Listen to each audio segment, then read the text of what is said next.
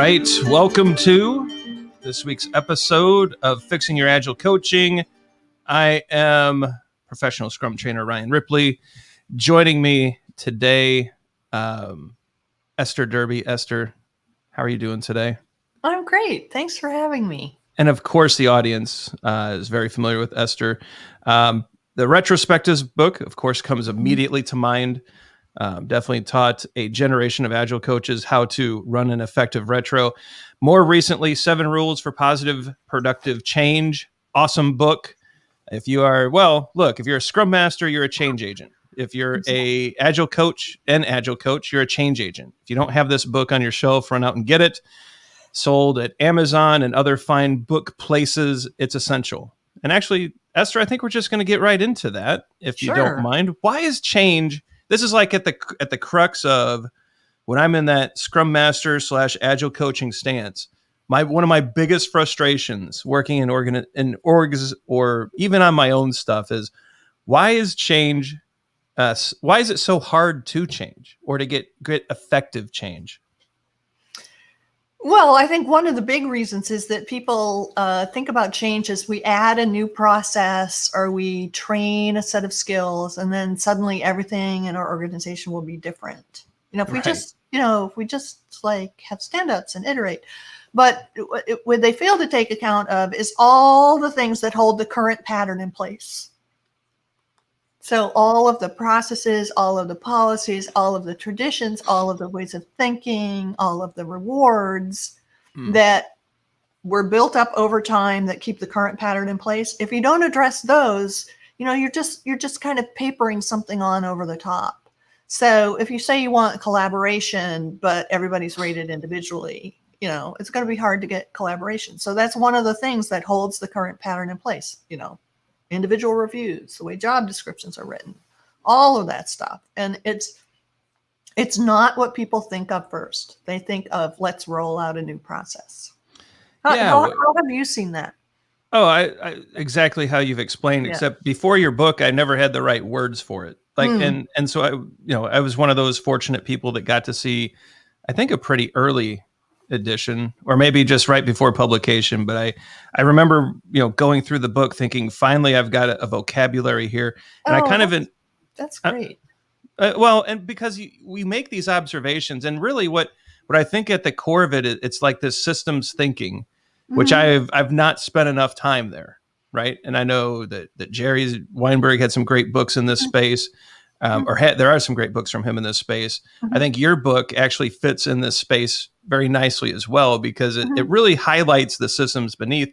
I just started looking at it as, what are all the tethers that are holding the old stuff in place? And when you start digging, what your book really helped me see was, it's like, oh, that financial incentive, like the bonus structure that rewards one section of a website but not the other. So that's why we can't get anything released, because these two product owners are arguing over who gets the bigger bonus because they won't let the other person release. And it's like, well, wait a minute. If we just cut out the bonus and reward everybody for the overall website success, well, suddenly we got rid of one of those tethers that was holding in one of those bad practices. And it had nothing to do with Scrum. It had nothing to do with an Agile framework. It wasn't an Agile framework that was it wasn't Kanban. I mean, we'll spread it out a bit. It wasn't Scrum. It wasn't Kanban. It wasn't XP. It was some weird thing that built up over years that no one realized the consequence of. Yeah. Right? So rewards and incentives and bonus goals and all those things drive patterns of behavior. And if you don't look at them and figure out, what are the ripples this has throughout our organization, they're going to keep exerting that force, right? Those ripples are still there. They're holding the pattern in place. As I was listening to you talk, I got an image of when Gulliver in Gulliver's Travels is pinned down by all these thousands and thousands of little ropes, and they're keeping him in that place. And of course, he manages to break free from them. But it's all those little things that hold it, keep it locked down and hold it in place. And we have to think about those. And I think one of the other things that gets in the way is that people expect things to happen quickly. Whereas if you're unraveling a lot of those things that hold the current pattern in place, a lot of them take, years to change. Right. So you have to be able to break it down into smaller pieces. Like you can't just reduce cycle time by lopping something off. You have to look at all the contributors to a long cycle time and then systematically work on them, right? And that will help you unravel things. And that's something that is not often considered in agile transformations, for example, where it's just, we roll out the process, we train people, and very often the training's great, but it's not sufficient. You have to also look at the underlying system. Yeah, it's almost like there's this gravity that just keeps pulling that training back into the old words. And, and it's one of those things that, like, if I'm in, and again, I'm always hesitant to say that I'm an agile coach. I really prefer, I'm going to say Scrum Master. I hope people will translate that. But when I'm in, let's say I'm in a role where I've been asked to work on a system. Maybe that's a good way to say it. I always try to start with, and Esther, I don't think we've ever talked about this, so maybe this will be some good coaching for me, right? Maybe I'm getting a side benefit here. I always start with what is difficult about delivery and try to work backwards. So if I'm talking to a team, why can't we ship? And they usually have 1,000 things going on, right? Well, we've got 3 teams over here that we rely on, and the build server's 10 years old, and leadership has put in place 10 phase gates. And so you get all that stuff up there. And then I basically, with the team, we start, what's the biggest, thing that holds us back, and we attack that. And then, of course, when you tackle your biggest problem, what happens? Number 2 takes the number 1 spot. Graduates. Yes. So another Weinberg principle. And the next one graduates. Isn't it Rudy's Rugabega? I can't. I don't remember which rules, one. But But yeah. So you are exactly looking at all of those tethers, all the things that hold the current system in place. But even then, I feel like I've only hit a surface, right? It's like the obvious stuff to a team, but there's probably another layer. And certainly. But if you start with the obvious stuff, you're beginning to model to people how you can think about this stuff and how they can learn to make changes. Right. So it no longer has to be this externally imposed process. It's like we can look at our own stuff and say what's holding us back and what can we work on. And it doesn't have to be the biggest thing. Sometimes starting with the smallest thing, so you can actually succeed at something is an equally legitimate place to start. Right? Oh, sure. What's the easiest thing we could do that'll make it a little bit better? I think that's a totally valid thing to do. Yeah. What I've found too is, and maybe you've seen this too, like when Todd and I will go into, a company and they want to adopt Scrum, or they want to use Kanban, or we actually ask to see their architecture for their product, typically a software product, and it's usually a mess. And so we're kind of looking at that. I see that as kind of a system in and of itself. Absolutely. Where we basically say, look, I mean, you could hire the big box consultancy and spend tens of millions of dollars, but if you would put a few million into the architecture of your system, you would probably not have to do as much transformation. Like your architecture is actually dictating the way you're working. Yeah, well, yeah. And that's one of those things that holds people back. Yeah. So I think that's sometimes a great place to start is let's just make our code more changeable. Right? Because a lot of code is not particularly changeable. I mean, I think about this analogy of like, I don't know, did you have roommates when you were in college, live in an apartment with roommates? I did. Yeah. So I lived in this apartment with roommates at one point, and it seemed like I was the only one who ever did dishes. And sound familiar? A little bit.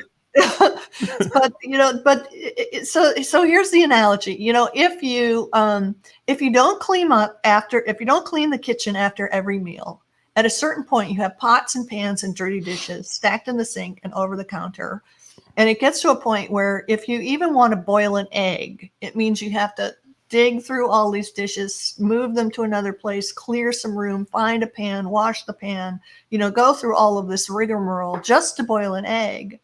And that's what a lot of code bases are like, right? Yeah. They're like, nobody has cleaned up the kitchen after 200 meals. And so getting even the simplest thing done is very labor intensive and very complicated, and involves all sorts of little tendrils into the code that can cause some other risks. So yeah, I mean, that's a reasonable place to start. Just another place is if you can just reduce the number of errors, so you can reduce fixing demand, that can help, right? So you don't have to start with we want to go agile. You can just start making stuff better, making stuff work better. Yeah, and I like how that pairs back with one of your earlier comments that this takes a lot of time. Yeah. Right. Something that we try to talk to with a lot of our clients is we'll ask a question of how long has your company been operating? Mm-hmm. And say, and they're very proud of this. They're like, it's been 150 years. It's got a great history, and we've been around. So do you really think we're going to fundamentally change you in 6 months? And they're like, Well, when you put it that way. Well, the other thing people don't think about is what do they want to retain? What do they want to save and keep? I think that's awesome. Particularly true in companies that have been around a long time, because very often people have a lot of pride in that history. They have a set of values, and clearly they've been doing something right. So you have to think about what do you want to save, right? I don't think I've thought about that before. What are they? And that's probably a great way to kind of lead that conversation. If they're already hesitant about change, if you remind them of, what I felt as and maybe we'll talk about this in a different show, but whether I'm in a middle manager executive position and these, consultants would come in, you almost felt kind of attacked, like, everything's awful. And, but I think leading with, no, there's some things to be proud of. What do you want to keep? I think that's a great way to kind of lower the shields a bit and get people kind of on board with, we're not all bad. There's some things we're going to keep going forward. And I like that a lot. And nobody likes to have some outsider come in and tell them they're screwed up and they're doing things wrong. Nobody likes that. Yeah. Even when you invite some help in, then you still don't want to be told you're being foolish. You want, some information, but you don't want it at the expense of, feeling, some sense of self-respect and status. So I think honoring what has gone before is super important, because paradoxically, if you acknowledge it and honor it, it helps people let go. Oh, certainly. Because when you attack something that someone has invested in, they hold on. I mean, it's just human nature, and it may not be great, but it's ours. So don't try to take it away from us. Exactly. No, I and you see that over and over with that resistance, and that resistance makes me think of I've stolen a quote from you. Now I always try to credit you, and so I hope this is actually your quote. That's always my biggest concern. It's like, all right, did I actually hear this? It might be someone else. Who knows? It could be, but when it comes to the difficulty of change and when companies engage us to talk about that, I think this is something you once said in a keynote, or we were talking, I don't remember where, but it's not really the change they're resisting. It's the coercion. Yeah. Right. A lot of people have said that. I'm one of them, but I want to talk about the resistance word. Yeah.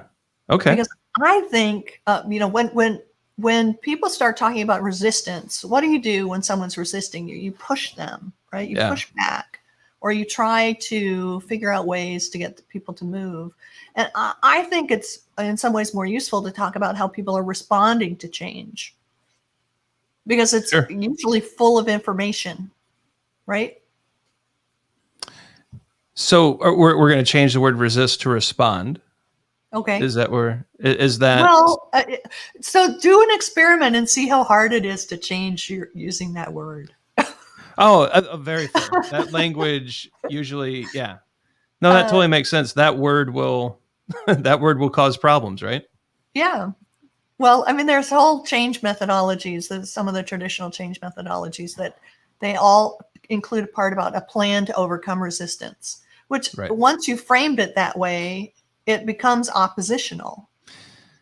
Oh, that makes a lot of sense, right? So you've basically said there will be a battle. Yeah, So and we are approaching anyone who raises questions or has concerns as a resistor. And I think it's reasonable to have questions and concerns, right? absolutely. And so don't treat that as resistance. It's a response, and it's often full of super useful information. Well, I think that's an awesome tip. Like it doesn't have to be a battle. In fact, when I'm working with people now, what I've tried to do, and I'm getting better in my old age. I'm trying to get a little better. When I notice the resistance, I just stop and I just ask them, "What did I just say that upset you?" Or that, and I try to say it a little better than that. But it's like Yeah. I just noticed a shift. Can we talk Sure. about that? And it usually, like, I'm trying to not go down the path of coercion. I don't want to like have the battle. No, I'd no. rather talk through the blockers. And I think coaches that take the time to do that, along with a lot of the other rules in your book, I think they would do a lot better. The changing of words, like you not using resistance, awesome tip. Not plowing through the resistance, but actually pausing. And I Yeah. think because Or we do the same thing, right? If I'm yeah, forced to change something, it's you don't like, like yeah, I don't want to eat beets, and I beets are love being forced. I beets. can't do it, I but they're love being forced beets. on me, and I No, just I wouldn't resist it. like to have them be forced on me. But the other thing you said about how you go in and you ask people what's getting in the way, and then you work on that list. Yeah, That is also a great strategy, because then you're doing something that is important to the team you're working with, and they then say, "He gets us. He yeah. cares about us." Oh, I like So that. it's like fixing what's going on rather than saying, well, you must be doing your stand up in this particular way, or you must be, your backlog must be formed in this way.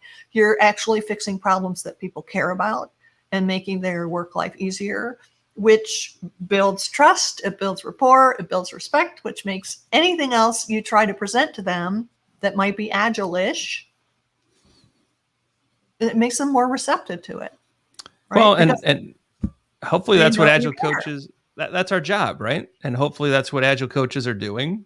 And Well, one can hope. well, on that high note, we do hope, and so we Well, hope I do hope. that these videos are helpful. I highly, highly recommend, if you are an agile coach working in today's world, if you have not read Esther's book, 7 Rules for Positive Productive Change, run out there and get it. This is on our must read. We've actually added it to all of our recommended book lists.